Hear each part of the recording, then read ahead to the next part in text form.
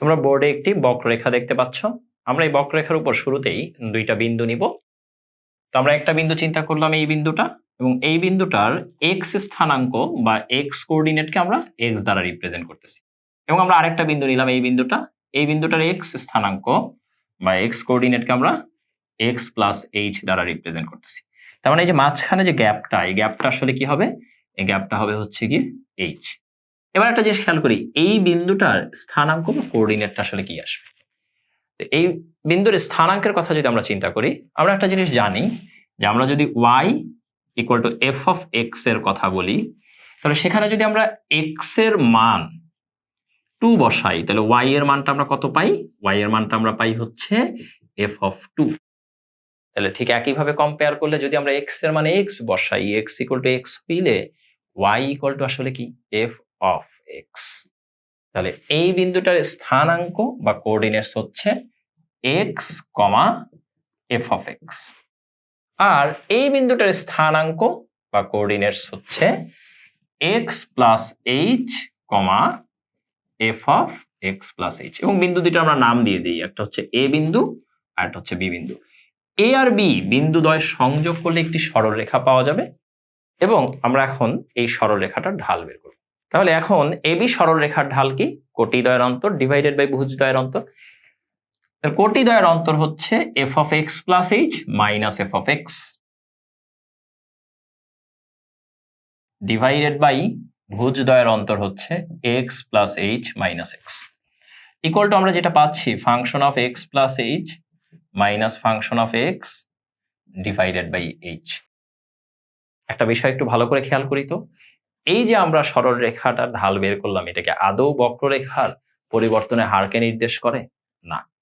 কারণ একটা জিনিস খেয়াল করি, এ আর বি বিন্দুতে আমরা সরলরেখা এবং বক্ররেখা থেকে y এর মান সেম পাচ্ছি, কিন্তু খুব ভালো করে যদি আমরা পর্যবেক্ষণ করি, আমরা দেখতে পাচ্ছি এ বিন্দুর পর থেকে বক্ররেখাটার মান কিন্তু কমে গিয়েছে। তার মানে সে ধীরে ধীরে বাড়তেছিল। আবার বি পয়েন্ট এসে সে কিন্তু সরলরেখাকে ধরে ফেলছে, তার মানে তখন আবার কিন্তু একটা পর্যায়ে যে সে দ্রুত বাড়া শুরু করছে সরলরেখার তুলনায়। সরলরেখাটা কিন্তু এ থেকে বি পর্যন্ত সেম ভাবে বাড়ছে।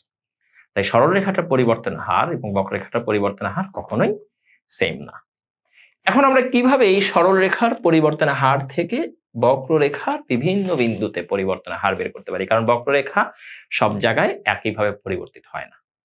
এটার জন্য আমাদের যে কাজটা করা দরকার সেটা হচ্ছে এই দুইটা বিন্দুকে কাছাকাছি আনা দরকার। যখন আমরা এই দুইটা বিন্দুকে খুবই কাছাকাছি চিন্তা করব, তখন এই যে গ্যাপটা এটা কমতে কমতে কমতে কমতে কার কাছে চলে আসবে? জিরোর কাছে চলে আসবে। এক্স্যাক্টলি জিরো হইলে কি হইতো বিষয়টা? এইটা 0/0 আকারে চলে আসতো। 0/0 আকার যেহেতু অনির্ণেয় আকার, তাই আমাদের কি ব্যবহার করতে হবে? লিমিট ব্যবহার করতে হবে। সো আমরা যদি লিমিট ব্যবহার করি, that means limit h tends to 0 function of x plus h minus function of x divided by h। এই যে রেজাল্ট আমরা পাবো, অর্থাৎ এই লিমিটের ভ্যালু থেকে আমরা যে x এর ফাংশন পাবো, সেটা আমাদের এই বক্ররেখার বিভিন্ন বিন্দুতে পরিবর্তনের হার নির্দেশ করবে। এবং তোমরা যদি একটু ভালো করে চিন্তা করো, এখানে এই পরিবর্তনের হারটা যে আমরা বের করতেছি, এটা কার সাপেক্ষে কার পরিবর্তনের হার? আমরা x এর সাপেক্ষে ফাংশন অফ x এর পরিবর্তনের হার বের করছি। তাই আমরা এইটাকে এরকম ভাবে বলতে পারি d dx of f of x।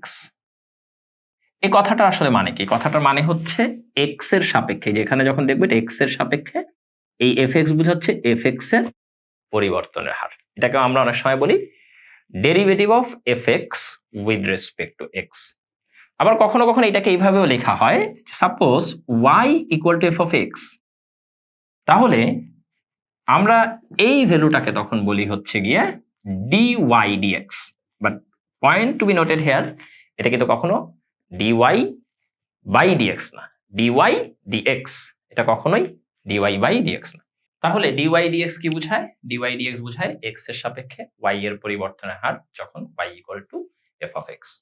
এবার একটা জিনিস একটু সবাই খেয়াল করি, dy dx অথবা limit h tends to 0 f of x plus h minus fx by h এর ভৌত তাৎপর্য। তো প্রথম কথা হচ্ছে আমরা এই বিষয়টাকে এইভাবে বলতে পারি, পয়েন্ট নাম্বার 1, আমরা যখন dy dx বের করি অথবা d dx অফ fx বের করি তখন আমরা বক্ররেখার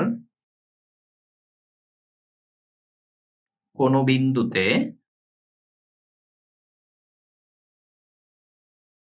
পরিবর্তনের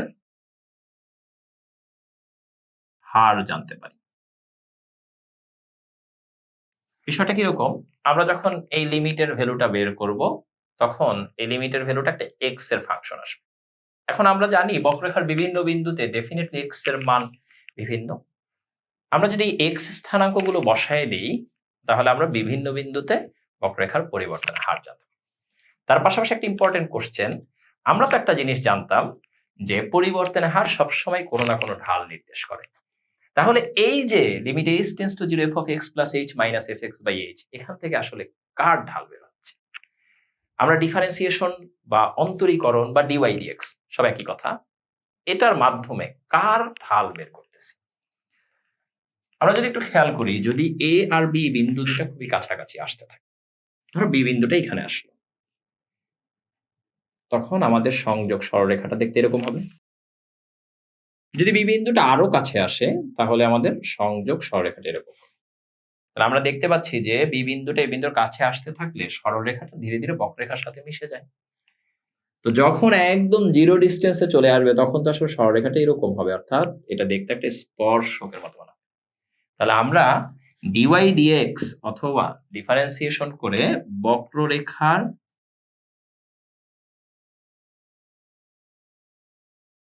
কোন বিন্দুতে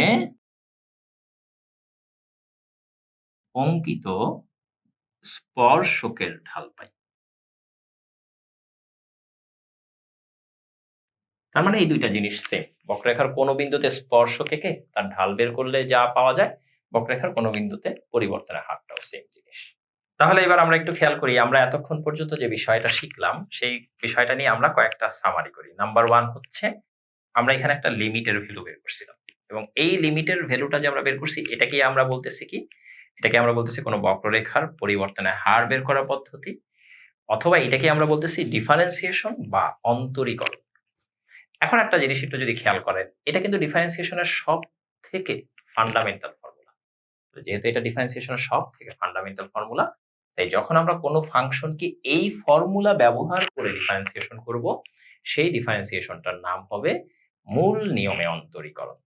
তাহলে আমরা এইটাকে কি বলবো, এই নিয়মটায় ডিফারেন্সিয়েশন করাটাকে বলবো মূল নিয়মে অন্তরীকরণ।